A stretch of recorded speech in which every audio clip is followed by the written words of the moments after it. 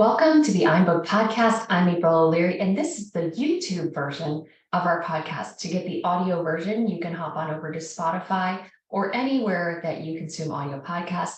We are going to jump into some really cool content, so stay tuned for our next guest. We look forward to connecting with you, and be sure to subscribe. And to start your author adventure, hop on over to o'learypublishing.com, where you can map out the entire process and see what writing a book would look like for you. Let's get started. Let's do it.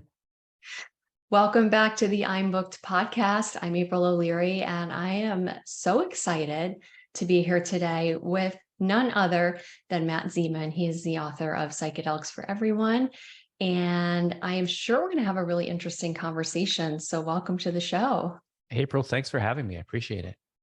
Yes. And you know what? I have to say, I'm sitting here on my computer and I'm looking at you on half the screen and I'm looking at your one sheet on the other half, and you literally look exactly like your headshot.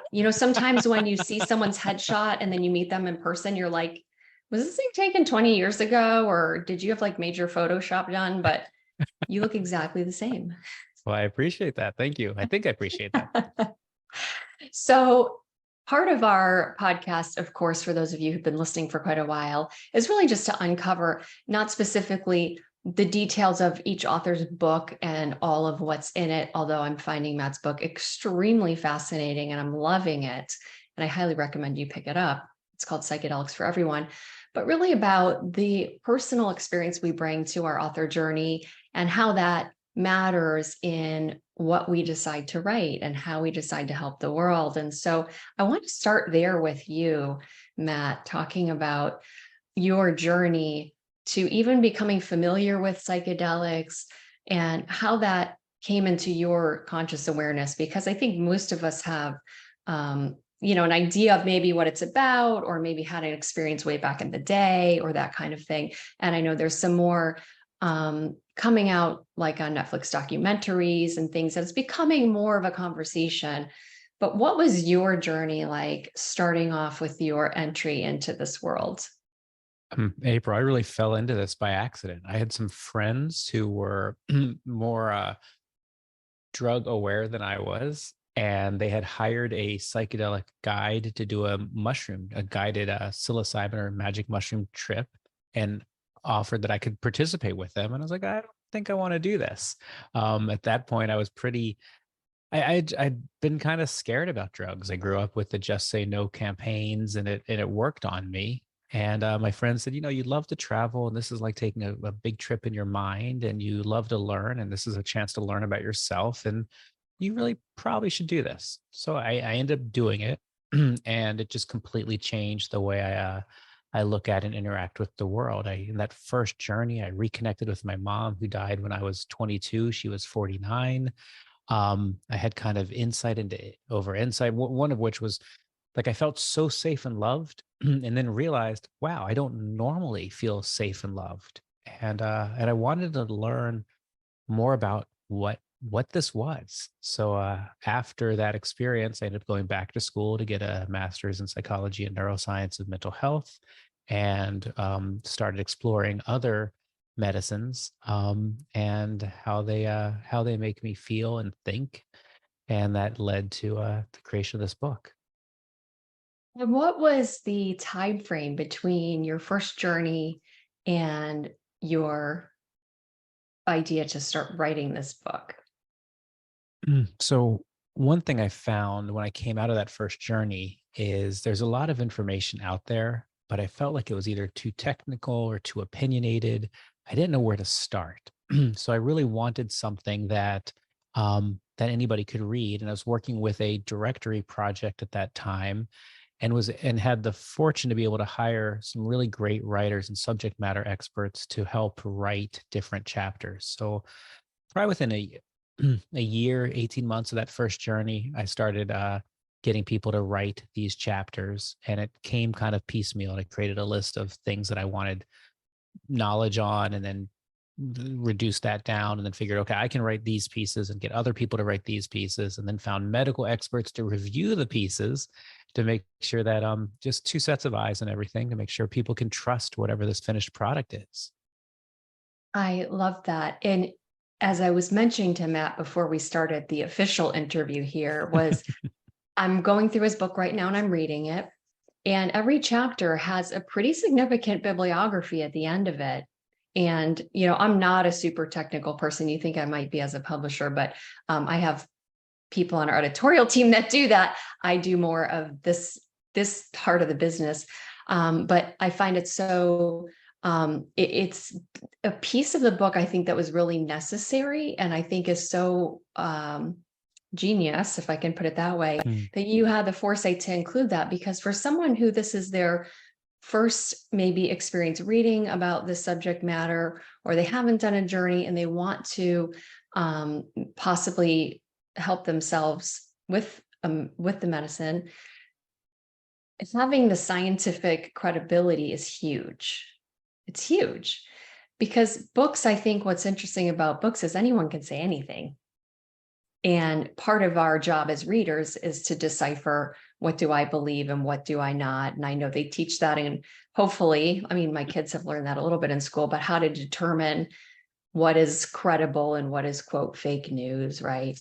And so for you to say, I want to write these pieces, but I need other people to write these pieces, and that I want to have medical review on it. How was that like for you to manage that number of people, in the project? It it was a big project. I mean, we had one person. I had one person who was helping kind of coordinate writers. I had another person who was editing and kind of reviewing in real time. I had the four different medical reviewers who were taking different articles, but based on which ones they thought their chapters, based on what they thought they could add value to from a medical process. Yeah, it was a lot, but it was also all sorts of information that I wanted for myself. And then that's kind of the root I think of this whole process is, this is information I wanted from me. This is information that I wanted my family to have, my friends to have, and the world to have. So again, it was really important to put in all those references and to have those two sets of eyes, so that if you want to check and read the source, you can. If you don't know how to read the source, that's okay. I will admit that it was just impressive enough to see there was that amount of sources that I didn't bother going to verify them. You could have put Hokey Pokey wrote this one and Mr. Snuffleupagus wrote that one. I've been like, wow, that's amazing. That's amazing. Yes. But when you talked about your first experience and your friends were going to take this journey and they had hired a guide, and they were like, come on, you like to travel. Did you find that you were skeptical? Were you scared? Were you open? Did you do your own research first? Were you sort of like, I trust these people, so I'm just going to go for it? Where were you at in your mind at that point? Yeah, it has a lot of trust. I trust the people. I trust the person they hired. And I really was very low expectations. I thought, okay, this will be, let's see what they have to say, but maybe it'll be some visuals, very Beatles-esque in my mind. It's not Right. very low expectations. I certainly didn't expect to connect with my mom. I certainly didn't expect to have insights into death and life and safe and love and marriage and children and all of those things that happened. And yeah, it completely blew me away. I mean, it's amazing to think that all that could happen in a short period of time, because what was in the time stratosphere we live in, like what was the amount of time that you experienced that part of your journey? Yeah, I think it was about 6 hours. I think the mushroom component, the peak component, or sorry, it's the psychedelic component's about a 6 hour journey with the amount of mushrooms that we consumed. Yeah. So what would you say, after you came out of that experience, were you like, sign me up for another one, or, let me just sit back and think about what just happened, or, any number of ways that you could feel afterwards? Of course, you said you felt like love that you never had, like love and acceptance, I think is what you said. But as someone who's in recovery, I've been in recovery for 7 years. There's part of the aspect of psychedelics, and we published a book that was called Sober Moms, Happy Moms. I have another addiction recovery counselor who published a book called Resolving Spiritual Skepticism in Recovery. He's a very academic minded guy. And so, but I've heard actually that Bill W., who founded Alcoholics Mhm. Anonymous, had some experiences with in the early days. I think this was in the 40s, with psychedelics. And so for someone like me who's of the mindset, like if one is good, probably 10 is better. How do you come out and not say like, I want to live on mushrooms every day? It's a Is that a super fair important. question? Is It's that an like, am I revealing important too much here in question. the podcast? No, it's a super important question you're asking. So let's take this from a couple of different angles. Let's first talk about Bill W. So he had it was a psychedelic experience that led to his breakthrough, which led to the creation of Alcoholics Anonymous, which was the first of the 12-step organizations that exist, as you know. What is the 12-step program? It's a spiritual path. It starts with the first step, handing yourself over to a higher power. So Bill W. Argued vehemently that LSD should be part of that first step. And he didn't win, but his argument went like this. He said, look, in the language he used back in the, I think it was 30s and 40s, was drunks. So drunks have to give themselves over to a higher power.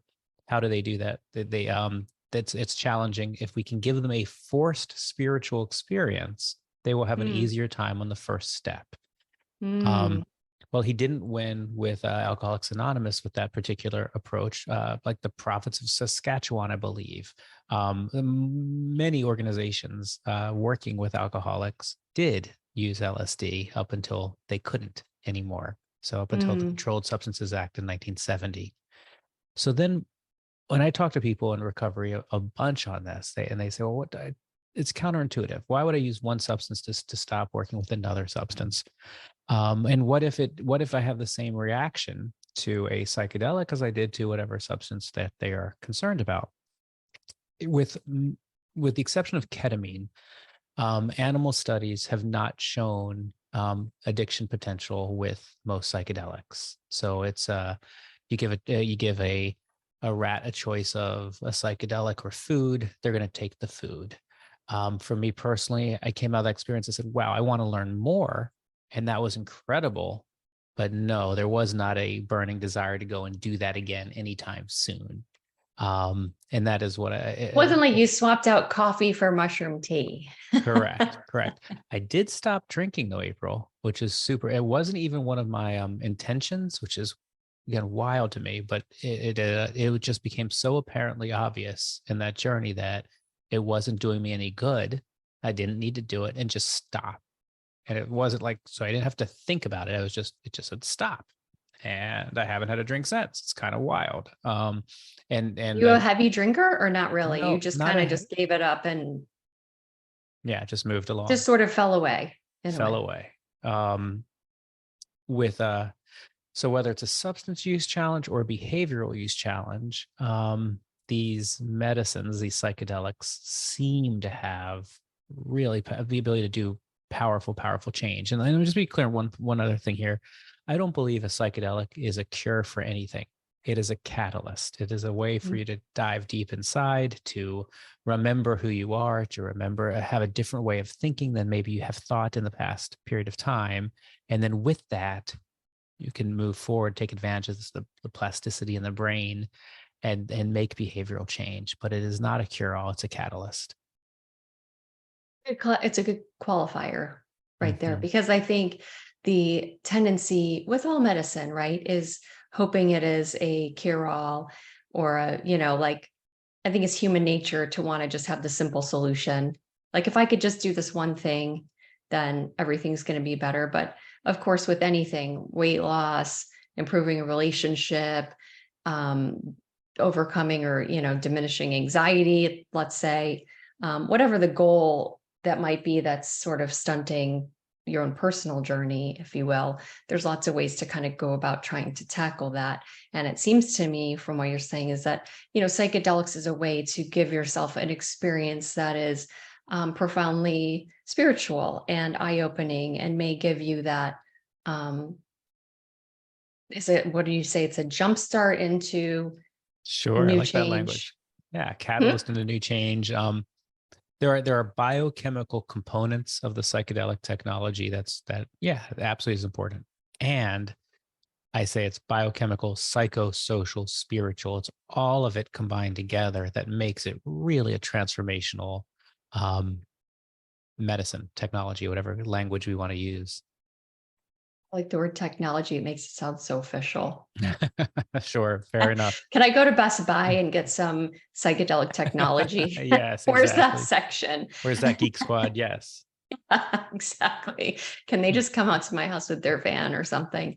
But anyway, I digress. So you had the experience and you had some friends with you. And Mhm. so tell me a little bit about what that was like when you were in that first experience. Like how many of you were there? What was sort of the process? Did you all sit quietly? Did you talk with each other? Did you do writing? Like what was the actual, like what was going on? Yeah, so the process began before the ceremony with some intention questions from our guide to think through what are we trying to get out of this medicine. We were also asked to bring an artifact from our childhood or something that was important to us to the location. We got there, the had kind of a healthy breakfast. Then the facilitator said, "We're going to create an altar now," and had an altar, and then we all brought our objects up. Um, I'm trying to remember the exact sequence. We believe we did some meditation. We then ate the mushrooms. We then did some more breath work and meditation. And then we kind of laid down and went into our own worlds. And and then that initial piece was 2 or 3 hours before I realized there's anybody else there because you're so in it. And then had some inner exchanges with some other people, went out to nature a little bit. And yeah, it's just beautiful. I think with us there were probably 6 7 of us. um I think group ceremony, at least in my experience, that first one was a group. I have done work by myself, but I think groups are the better way to experience psychedelics. I think there's something about the energy exchange. There's something about your healing is my healing and my healing is your healing and how we're all connected that makes group work really beautiful. And yeah, it was that's how that first one unwound. Since then, I've also been drawn much more towards ceremonial um, psychedelics versus medicalized, but I think there's a place in the world for both. Okay. Yeah, it's I find it all just, it's like a whole entire, like Alice in Wonderland, falling down into the rabbit hole and experiencing, right? I don't know. Hmm. I mean, I'm just making all this up right now, of course. Like I just like, because I've never had the experience. So I'm like, okay, it must be like, like colors and, amazing, release of whatever your mind is, that incessant, chatter in your mind and all of that. But the I guess for me, what I think is so interesting is even what you mentioned earlier is how there was this period of time in our not so long ago past where there was a lot of research being done on psychedelics, and then it was all stopped because of Richard Nixon's um, war on drugs. Hmm. And now it's just opening up again. And with some states even legalizing, or I guess deprioritizing, is that the right word? Um, Decriminalizing, sure. yeah. And so where do you see all of this heading with, now that you've gotten yourself into really the more academic side of it, and you also have participated in the experiential, where do you feel like the best case scenario is heading, and how it's helping not only the individual, but us possibly as a society? Is So that a too big of a question? It's a Because I great think, question. David Bronner from Dr. Bronner's Soaps talks about the unified field. And when he talks about the unified field, he talks about 3 different ways that people, hang on 1 second. Sorry about that. It just no problem. the he talks about the unified field and 3 different ways that people access this type of medicine. So he talks about it. There are people who need or want the medical approach, and we're seeing that. We're seeing a medical medical format created in Oregon and Colorado. Some other states are researching it right now, and that's beautiful for those who want a medical, they want a doctor, they want a prescription, they want a diagnosis. Ketamine legal in all 50 states, that's medical. There's others who say, you know what, I'm an adult, and no one should tell me that something that grows in nature is illegal to put in my body. And that's the decriminalization movement. That's their foundational argument. Plants shouldn't be illegal, and and I think that's a yes too. And we're seeing again, Oregon and Colorado both decriminalized a bunch of psychedelics, but so did many cities: Washington D.C., Detroit, Ann Arbor, some in Massachusetts, a bunch in California.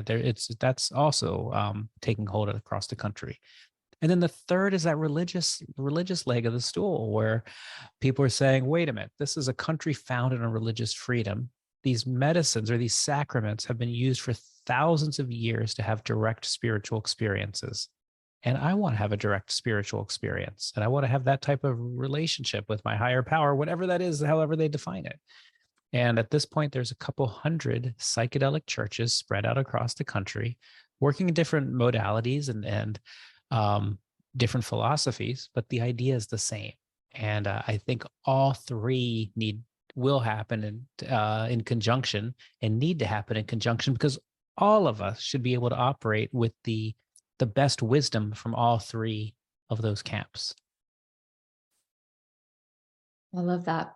I loved. I was joking before we started this about the term churches, because he said I do some help in churches, and I've never heard of a psychedelic church. And certainly, the type of church I grew up in, where even alcohol wasn't even allowed. It's freedom, like you said, for adults who are tax paying members of society, and have the right to do whatever they want with their own bodies. And that's my opinion, of course. But I don't think that as a society, it's our government's job to tell us what to do. Couldn't But agree that's with you just my more. opinion. That is a beautiful So I'm opinion. sure, others could argue other way. And I would just have to say, I respect that. And I think you're wrong. And that's a good sense of self-confidence, and your opinion. That's beautiful. Maybe, Mhm. I think, but anyway, so I'm looking here too at, you have there's so many great directions we could head with this. And then I'll get a little bit more into the author journey to sort of wrap up, tie this in a nice bow. But I love the content here. And I feel like I've got the chance to pull out some information that I think it's good as a whole for people to be educated. Because I think the more we understand what resources are available to us in our own healing journey, or if someone else in our lives, a loved one, is choosing to heal in these ways, that we understand why and what it's about, rather than going into judgment, and making something that we have no understanding about wrong, so to say. But there's a bullet point here that I'm very curious about, as someone who's an entrepreneur and in business. It says psychedelics for business. And I'm curious what is under that umbrella. Like, what does psychedelics for business mean? So to answer Does it that, mean like I can be in business for psychedelics, or how I it use it could to be be better in my business? all of the above. So I think what again, I come back to, what do psychedelics give each of us individually a chance to do? Gives a chance to look inside, to remove that inner narrator that tells us we're not good enough, we're not loved, we need to do more. Turns that down, allows neurons to fire that haven't fired, which essentially allows pathways to reopen in our brains that haven't been open in a while. And all of that allows us to remember who we are. And who we are is a loved human being that has an inner wisdom, that has an inner beauty. And with that information as a belief versus something that someone tells you, but it's something that then as you turn towards how do you generate resources. So now we all live. We're going to live. We're going to move forward, and at some point we're going to die. And in between, there's times when we're generating resources, and there's times when we're doing other things. So with that knowledge, how does that shape how you want to generate resources? How does it shape how you interact with the people you generate resources from? How does that shape how you interact with the people who help you generate resources? All of that is tied together. And I believe that psychedelics can be a really powerful tool for the exploration of how do you want to do business, period. Does that answer your question, April? Yeah, I think so. I mean, I think it's showing how it's a useful tool for not just your personal self-exploration or higher power experience, but not a it's not a, I guess if I'm gonna just say stereotypical, like mind numbing, like I'm gonna just go lay on the couch or check out, like the idea of psychedelics, I think, because of maybe the way that it was used in the past as just a tool for going to Grateful Dead concerts and getting high, and like within a certain population of society, in just that sort of like live and let live world. But now it can actually be a very constructive tool if used in the ways that you're suggesting. So I just find it fascinating. I know I'm probably not even asking really smart questions here. I know this is probably like psychedelics. This could be psychedelics, like not even 101. But I hope that some of these questions have spurred some of you on who maybe never even thought about this topic, and that you'll pick up this book, Psychedelics for Everyone, and you'll take a look at it and read it and learn, and maybe say, you know what, maybe there's something here for me too. So when you got to the end of your book writing journey, I'll Mhm. say, where you had the pieces in place, the research and all the contributors and your own pieces that you wrote, did you already have a publisher in mind, or how did you go about connecting with the right publisher?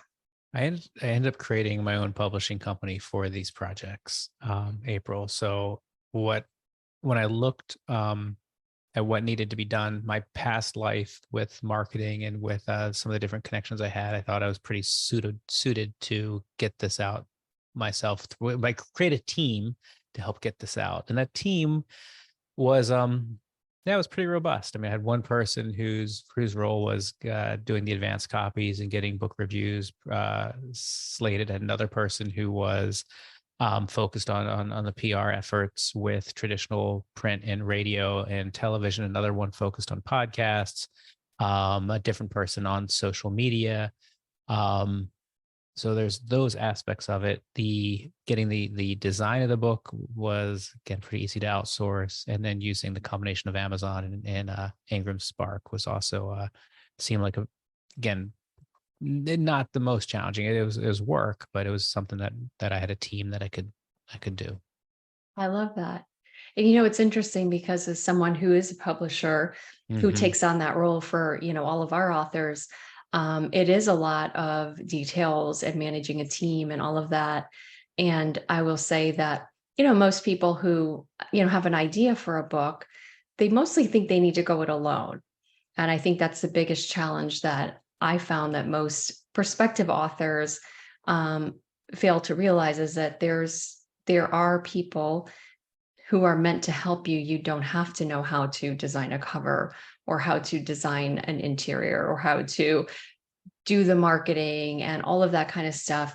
And it does become your own author journey where you get to decide what pieces you want to do and for what reasons. And, you know, kind of like you said in the beginning of your first psychedelic journey, when you were sitting there making the intention, I think that becoming an author is very similar. It's saying, what is my intention with this book?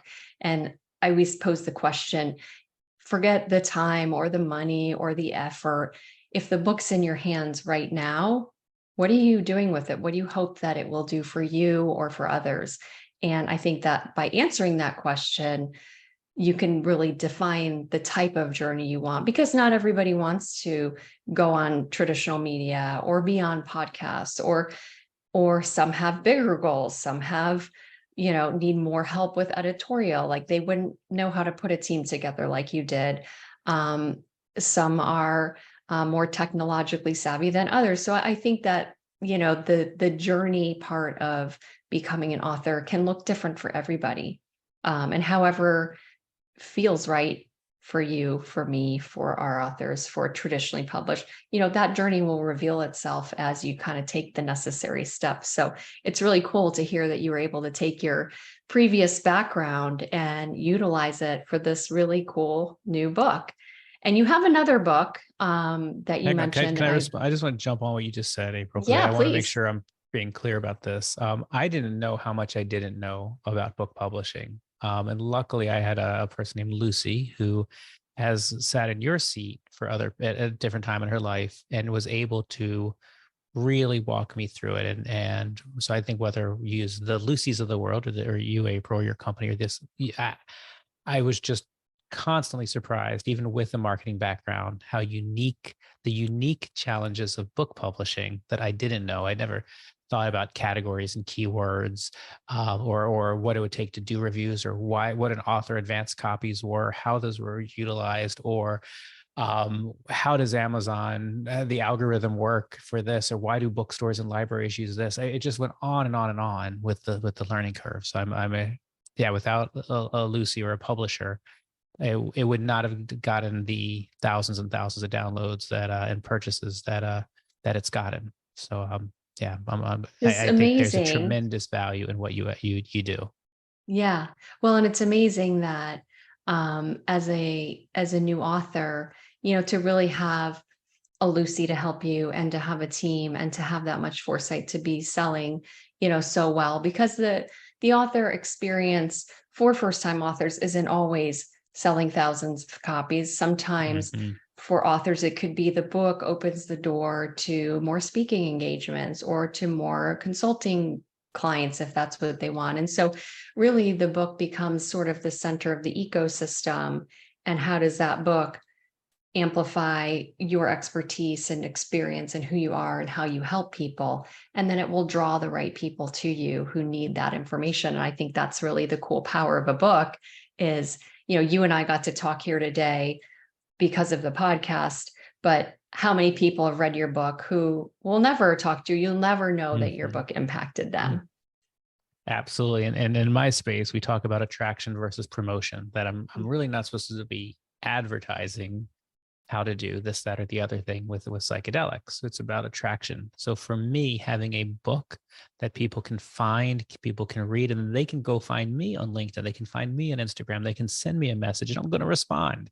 That's attraction. And it's leading to April conversations like you and I are having that are good, meaningful conversations where that information gets exchanged. I love that. Well, since you want to have attraction rather than promotion, I'll do the promotion That's a deal. because I'm not averse to promotion.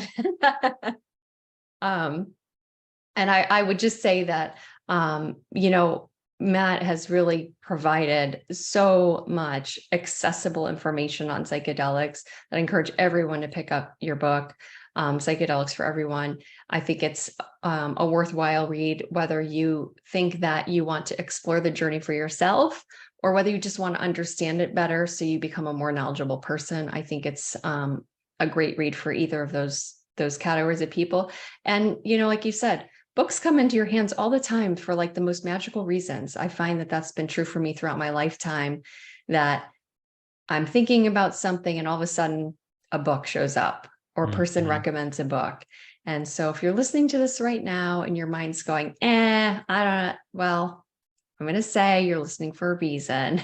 If you're So I'm going 30 to minutes provide into all the this still links. Yeah. listening, you're listening for a reason. Hopefully You're you're listening getting for a that reason. reason. I will put the link. You don't have to tell Hmm. anyone you're clicking it and you're ordering, but just enjoy the journey of exploring knowledge and seeing where it will take you. So, is there any parting words that you'd like to share that we didn't cover, or any big potholes I missed? No, I love how you were talking about how this, I certainly don't mean, even though the book is called Psychedelics for Everyone, that everyone should take a psychedelic. But I do mean what you said. If whether it's for you, whether it's for someone you love, or whether you're just trying to figure out how you're going to vote in the next election, the information in this book can give you that type of foundation. And especially for anyone who is kind of 52 and younger, who's only grown up in a prohibition, this is really different information than what our teachers and our parents and the media and doctors have told us for the last 50 years. So hopefully there's good information in here for everyone. I hate to say that I was remiss in this entire podcast to not even read the subtitle because I think it's so important for those who are listening, who are maybe they don't know exactly what it addresses. And I would say I caught myself in my own pothole here, is that, we talked a lot about addiction recovery and the spiritual experience, but psychedelics are really super helpful for a lot of other things. And so do you want to just kind of tell us the smattering of other things, that are really a powerful tool for mental health and resolving some things that are kind of hard to resolve? Yeah, in the subtitle, I focused in on anxiety, depression, addiction, PTSD, and expanding consciousness. But really, as you think about it, as we get older, we all get into repetitive thought patterns. Some of us get into more than others and on different things than others. Psychedelics kind of breaks up that pattern, gives you a 6 hour, if you're taking psilocybin or LSD, a 1 hour if you're taking ketamine, but gives you a break from that thought pattern. And whatever reason you go into that experience, I am trying to figure out the source of my depression, the source of my anxiety, the root of my OCD, my eating disorders, my substance use challenges. I'm tired of living with PTSD and nothing's worked. This gives your mind a break, and it gives you the ability to process it in a way that is just different. And then ideally to emerge and say, okay, I can see that this is just a feeling, or this is, I can look at this situation differently. I can remove the shame, blame, and guilt from whatever we're talking about, process it differently, and move on. And I just don't know of anything that is as quick and as powerful as psychedelics for those types of things. There's other ways to get here, absolutely, but this is a pretty consistent technology for doing those things. Mm-hmm. Well, maybe it's like taking an airplane from Florida to New York versus taking a bus versus a bike versus putting on your gym shoes. Yes, you can, all those ways you can get to New York. You can get there, but it. I think I'd rather sit in first class in a nice airplane, and be there in a very short period of time than hoofing it in my Nikes, Absolutely. Yes. Well, thank you so much for your time. This has been an absolutely fabulous conversation. I've learned a lot, had some fun, and a lot of things to think about for the future. So be sure to connect with Matt online, and I'll put the link in the show notes. And on LinkedIn, as he said, he's actually a real person. He will respond to you, which is amazing in these days. We always think that I don't know, there's this misnomer that authors are somehow behind some wall that is impenetrable. Yes, is that impenetrable? Exactly. It's a big word. I don't think I pronounced it properly, but you get it. You can't penetrate it. So well, thank you again. And this has been another episode of the iBook Podcast. Thank you for participating in today's podcast episode and for listening. Be sure to like this podcast and subscribe. If you're watching on YouTube, you can, of course, find us on Spotify and all the other podcast platforms. And if you're on Spotify or listening on audio, you might want to hop on over to YouTube, and then you can actually verify that Matt's face looks just like his headshot. I am not lying. So have a great day, everyone. Thank you so much.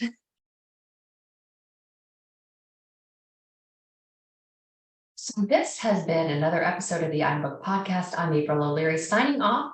Be sure to hop on over to o'learypublishing.com to start your author adventure and see what writing a book could do for you in your profession, in your career, and what doors it might open. We thank our guests for being a part of the show today, and be sure to subscribe to podcasts here on YouTube. We look forward to serving you and helping you get your book out into the world.